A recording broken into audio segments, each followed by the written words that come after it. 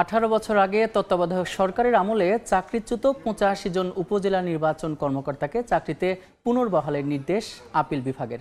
সকালে প্রধান বিচারপতি সৈয়দ রেফাত আহমেদের নেতৃত্বাধীন বেঞ্চ এই রায় দেন। একই সঙ্গে চাকরি বিধি অনুযায়ী সকল সুবিধা দেওয়ার নির্দেশনা দেওয়া হয়েছে। 2005 সালের 3 সেপ্টেম্বর সরকারি কর্ম কমিশন 327 জনকে উপজেলা নির্বাচন কর্মকর্তা হিসেবে অস্থায়ীভাবে নিয়োগ দেয়। বিএনপি জামাত জোট সরকারের আমলের এই নিয়োগ নিয়ে বিতর্ক তৈরি হলে 2007 সালে তত্ত্বাবধায়ক সরকার তাদের মূল্যায়ন পরীক্ষা নেয়। পরীক্ষার পর 327 জনের মধ্যে 85 জনকে একই বছরের 3 সেপ্টেম্বর চাকরিচ্যুত করা হয়। এরপর শুরু হয় আইনি লড়াই। 18 বছর পর চাকরি ফিরে পেয়ে উচ্ছ্বসিত নিয়োগ বঞ্চিতরা। আমরা আজকে খুবই আনন্দিত যে আমরা এই 85টা পরিবার অনেক দিন রাস্তায় ঘুরেছি, আজকে আমরা ন্যায় বিচার পেয়েছি।